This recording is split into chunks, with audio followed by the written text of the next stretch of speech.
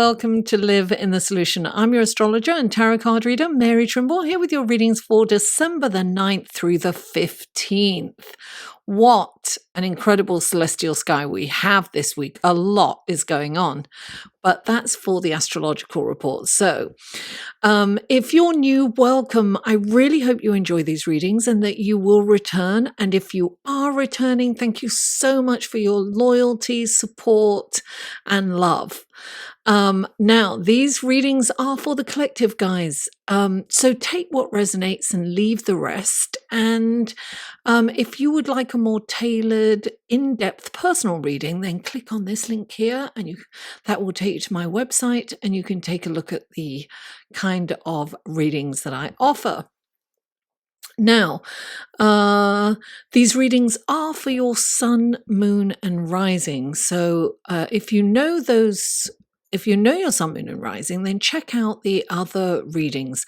All the links will be in the description box below. It'll say show more. You click on that, or if it's on a telephone, it'll have a little arrow pointing down, and that will open up the links to everything. I have a Facebook group, guys, and every 2 weeks I do a live feed in that group, which correlates with the new moon or the full moon. It is a private group, so you just have to click on the link below and request to join, and you'll just have a couple of questions that you have to ask. That's it.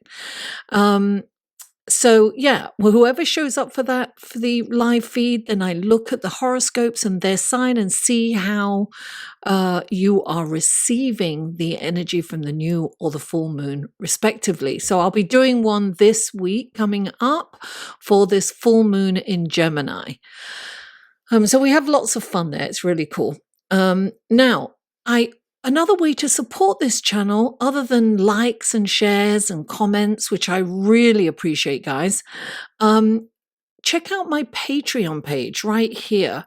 I post things on there that I don't post anywhere else, or sometimes I preview them there before I make them public. So you can support me for as little as $1 a month, which is what, $12 a year, which is not a lot, but it's a lot for me. I can do a lot with that. And if you can't, that's fine. Just like, share, comment, blah, blah, blah. Okay. Lastly, these readings come in 3 sections. There's this section, which is the intro. Then there is the astrology report. And then after that is the tarot reading. I have the skip stamp times for each section below, right above, directly above all the links to the other videos. Sometimes it takes, that will be there straight away, but sometimes it takes me a minute to get all the links up. So bear with me. I have to upload all the videos first, and then I can put in all the links.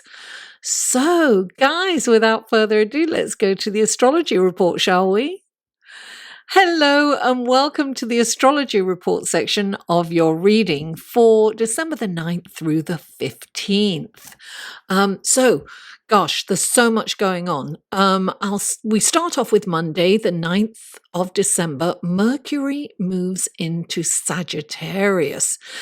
It's going to feel like a breath of fresh air because Mercury has been in Scorpio since October the 3rd. You know, it's been there for for over 2 months because of the retrograde. You know, it was just about to come out and then it went retrograde. So it has been a very long journey. And it's in Scorpio, we had to confront uncomfortable truths about ourselves, you know, and some of us are still shaken up by that, by those revelations.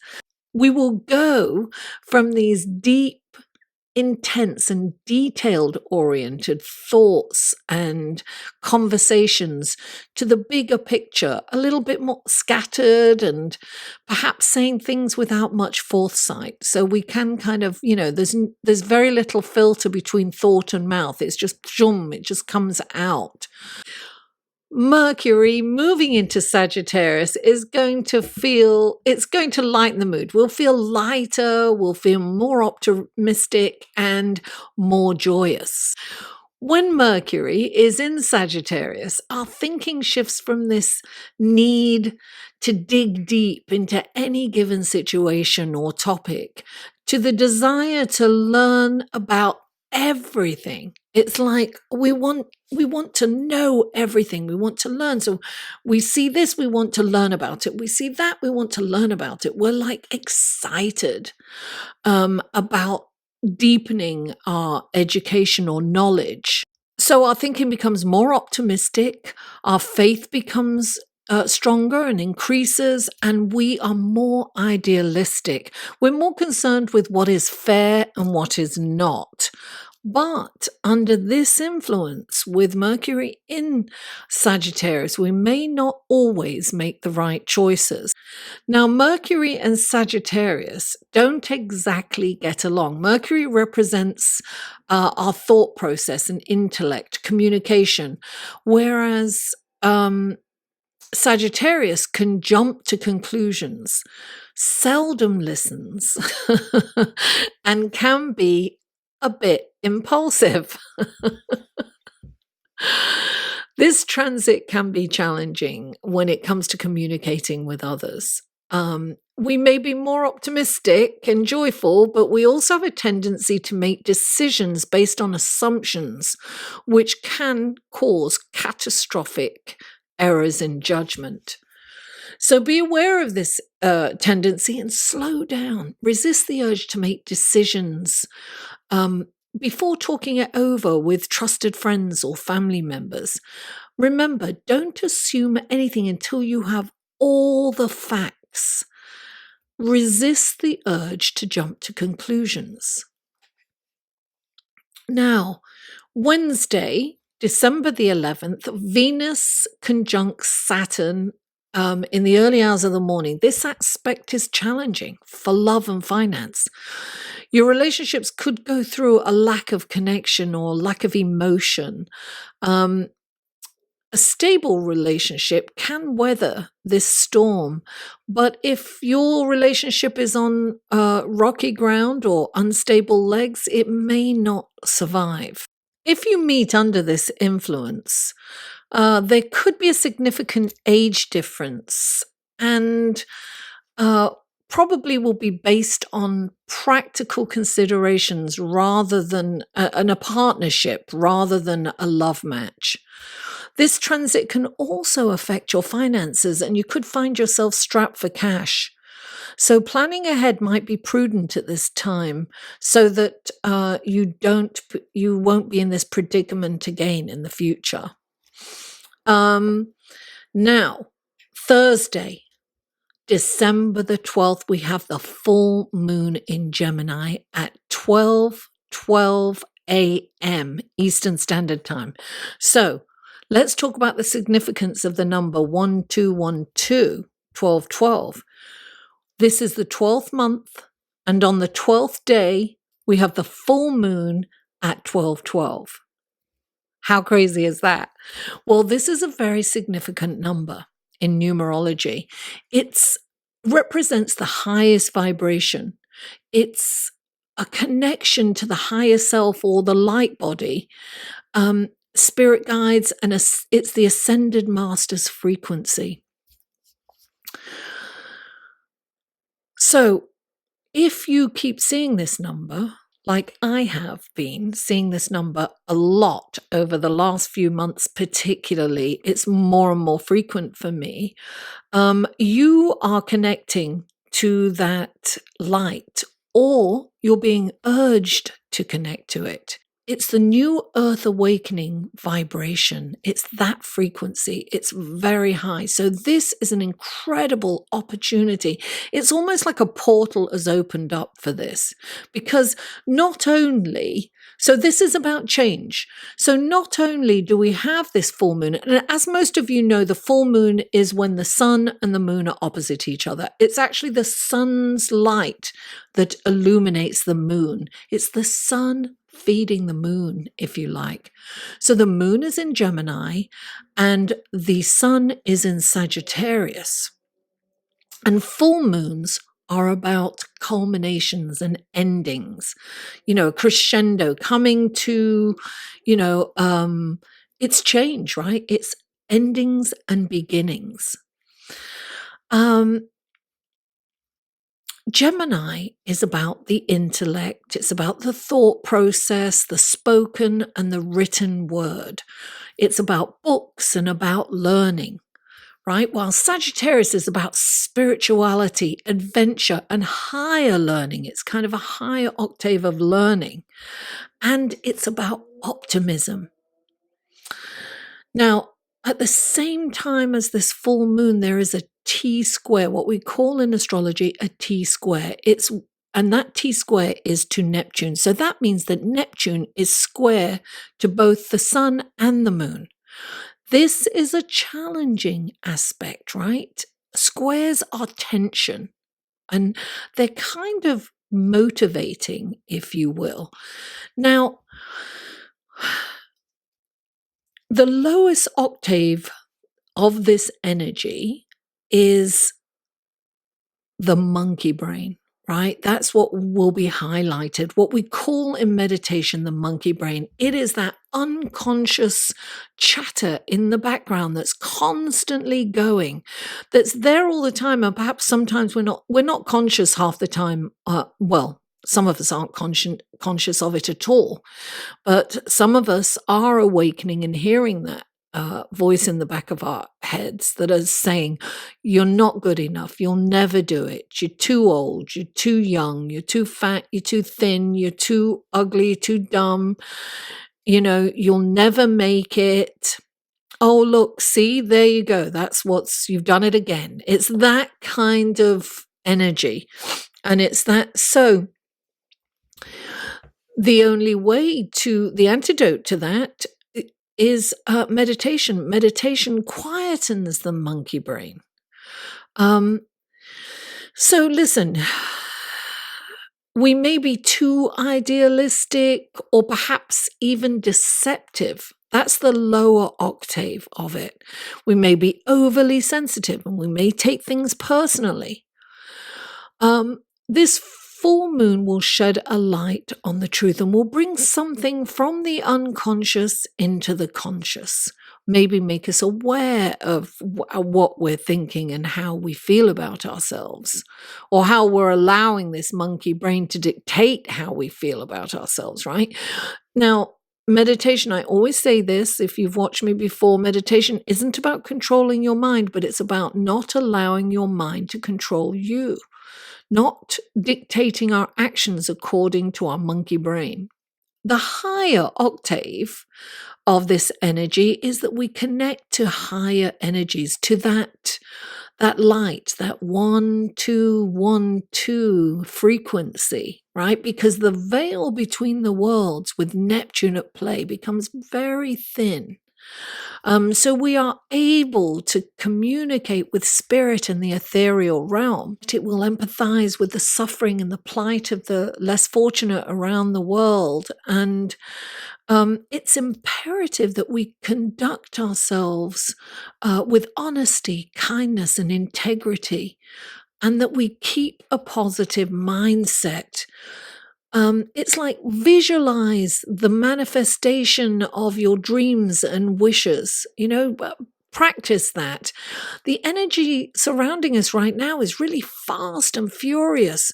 All the planets are traveling direct and they're picking up speed. So they are going full force. It's like we're on the express train to 2020.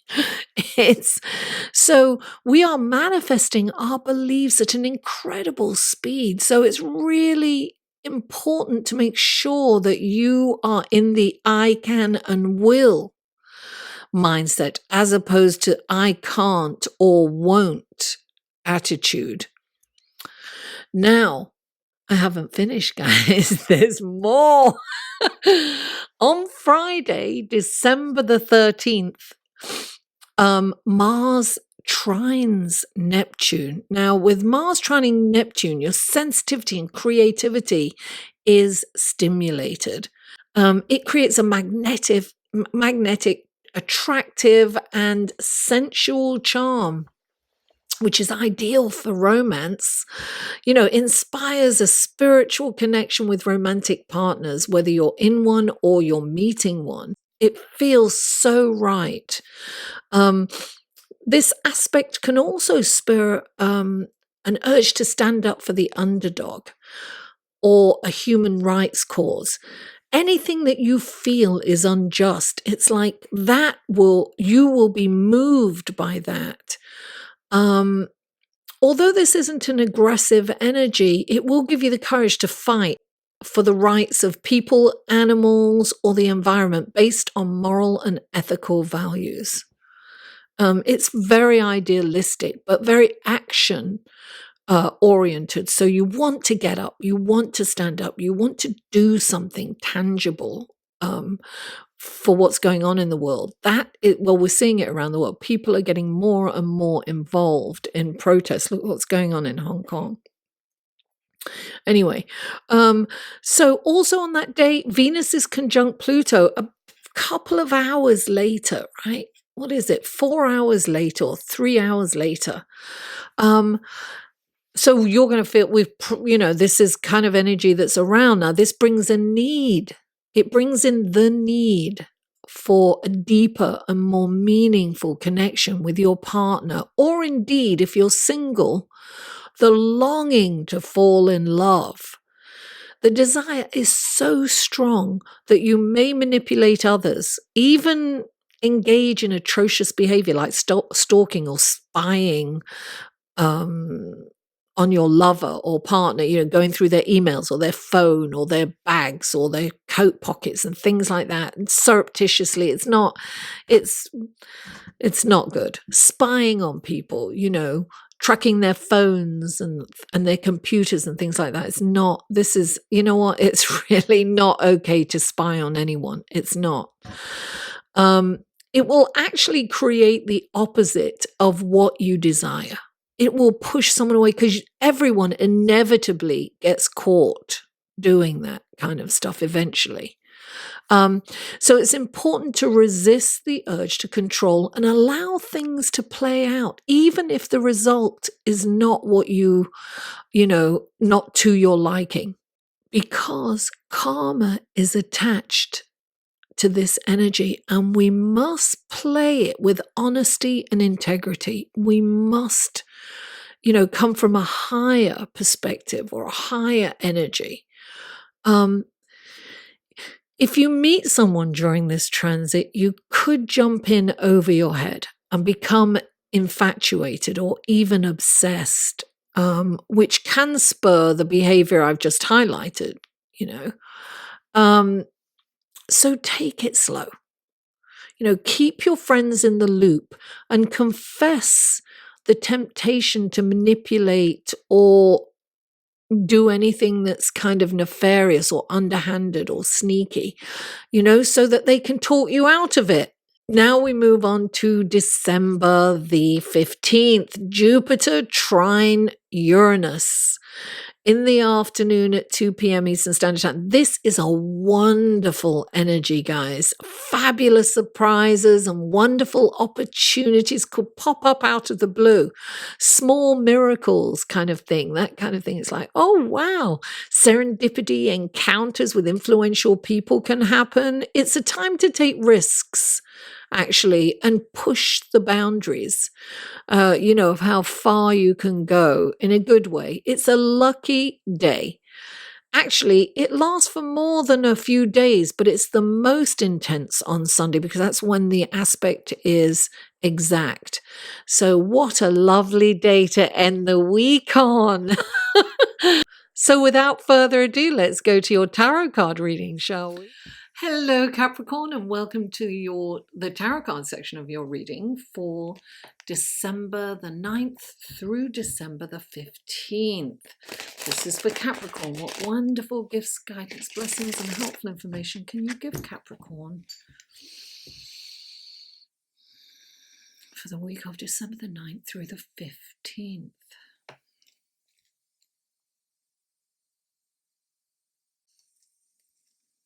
Three cards for Capricorn, please. 3 cards for Capricorn.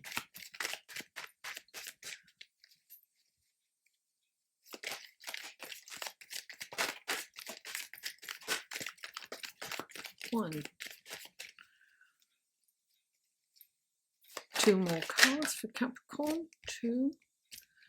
One more card for, oh, and there's two more cards for Capricorn. Oh.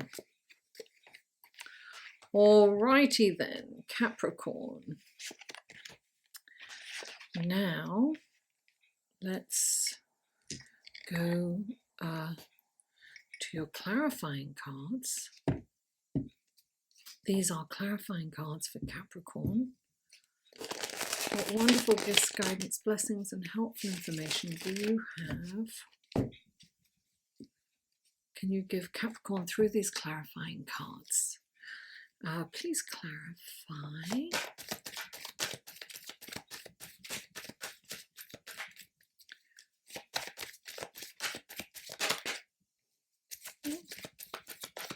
Oh my goodness. Please clarify. There it is. Oh. Okay, please clarify.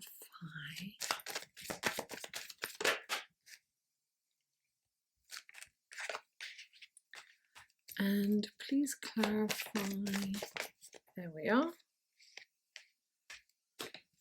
Okay, let's take a look at your cards, Capricorn. Just make sure, there you go. Okay, the first card out is the Page of Pentacles, clarified by the King of Wands. Then you have the Magician, clarified by the Seven of Pentacles. And then you have the Three of Swords next to the Chariot, clarified by the High Priestess.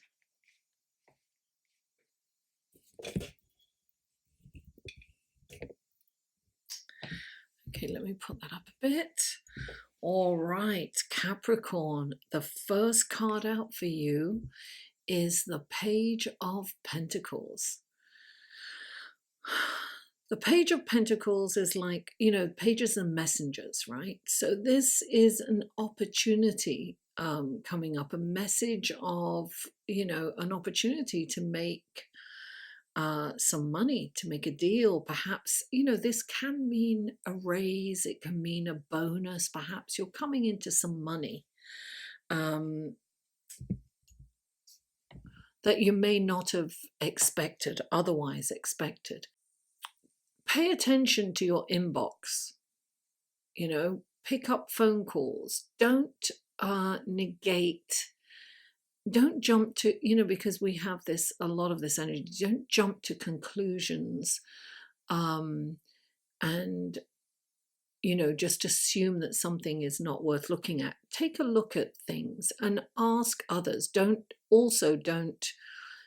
jump at anything without discussing it with trusted friends or family, or, you know, indeed somebody professional. So this is a good omen when this comes in. Now, pages are also indicators that you're ready to move on to the next phase of your life. Now, clarifying the Page of Pentacles is the King of Wands.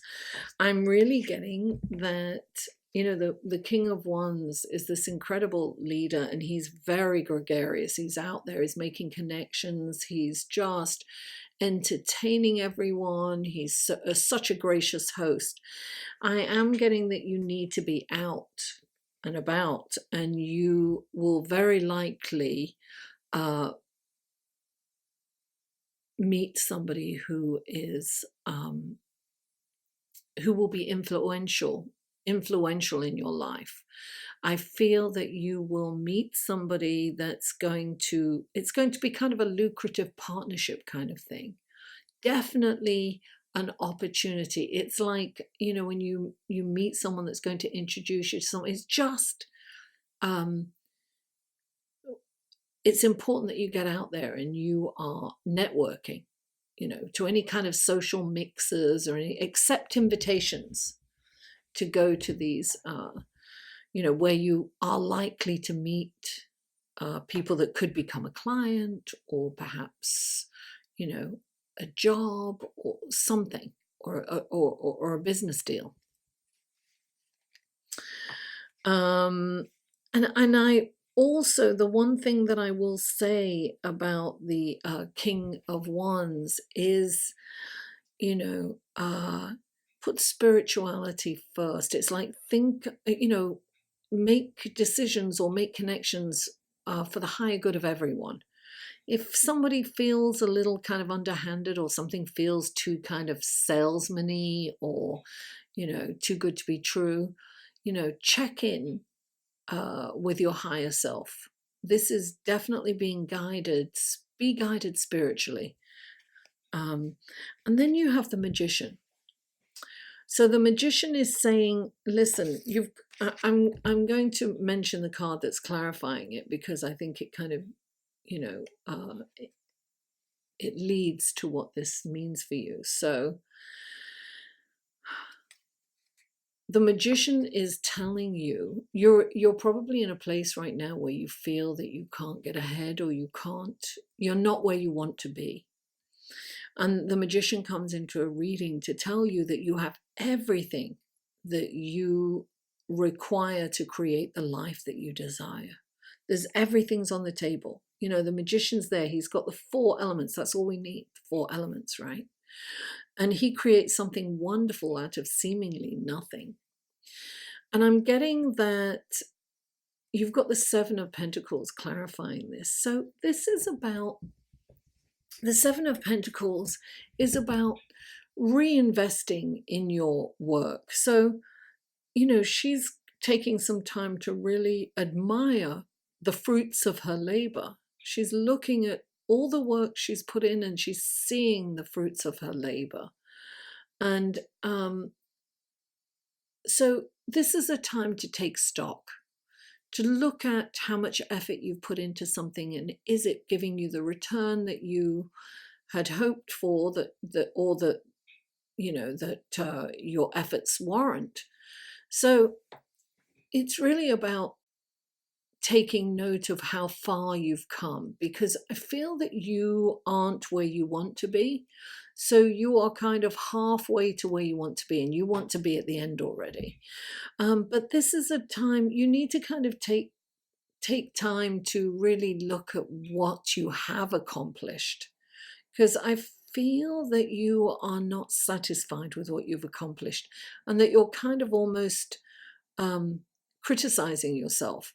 It's so easy to say, oh gosh, I need to do this, this, and this. I've only done that. But you're being asked to actually look back at what you have accomplished and give yourself the recognition that you deserve. Give it to yourself. If you're not giving it to yourself, no one else would. So you have to acknowledge that you've come a long way, and that you have created a lot, and you've done a lot. It's so easy to criticize ourselves for not being where we want to be. And even though we've worked very hard to get to where we are, we kind of, it's almost like we devalue our work and our efforts. So you're being asked to acknowledge and look back and see how far you've come, and be grateful for that, because you are going to create the life that you desire. All you have to do, don't think that you're stuck or that you can't do it. You can do it. You have it all there. You just have to keep on going on. Keep on going on. That's what I keep hearing. Now, the next cards you have is the 3 of Swords and the Chariot. And I feel that you've had a very difficult journey, and you've had betrayals, and you've felt that pain. This pain is, we all get this pain. It's an old pain that rears its ugly head every now and again, right? This is the time when this comes up. It's time to let it go. It's time to move on. This can keep us stuck. This can keep us in our head. I just went through in between readings, I had to do a whole meditation because I got stuck in this. I got stuck in it in my head, and it was, creating emotions there. So I had to kind of stop. I had to regroup. I had to get up. I had to meditate, and I had to connect and, let this go. It's, sometimes it comes rearing back, and the indignation, and, because it doesn't necessarily have the pain. Yes, it has the pain, but it also has the frustration and the anger with it too. So there's so many emotions with this. So when this comes up, it's saying, take this in, feel it, and then release it. Release it out into the ether.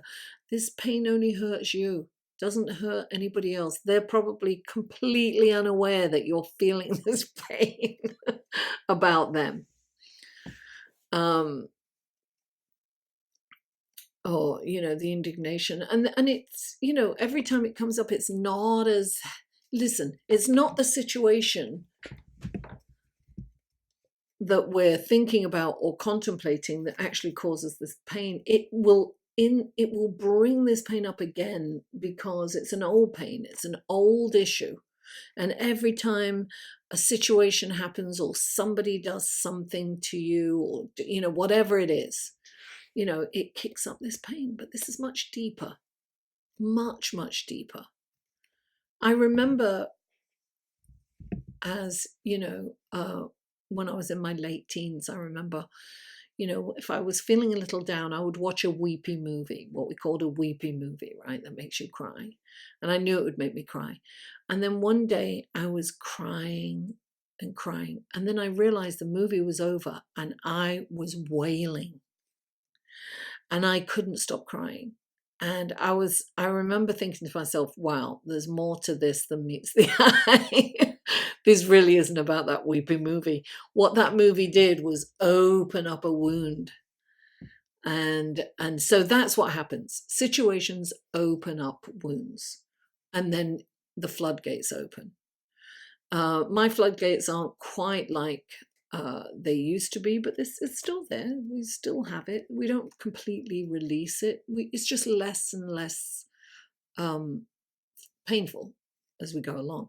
So now you have the Chariot, and the Chariot is about navigating these waters, the light and the dark energies. Look, there's dark and there's light energies, there's yin, yang. We're kind of, in this place where we have to kind of navigate through. Now, this is about a journey, and this journey ends in triumph. So this is about really being tenacious, really just keep going. You know what I was saying? Keep on going, keep on going on, keep on going on. I said earlier, that's what you have to do. This is about focusing on, on going forward. The charioteer, if he takes his eye off the ball, the whole chariot can go topsy-turvy. So it's very important to remain laser focused. And not only that, you kind of want to, it's interesting that it's got a little heart in the front with wings. What you want to do is you want to keep the momentum going. So the tendency is to kind of, come to a completion. Oh, great, I got through that. Thank goodness. Let me sit down on the couch, eat bonbons and watch the telly. No, keep going. Keep on going on.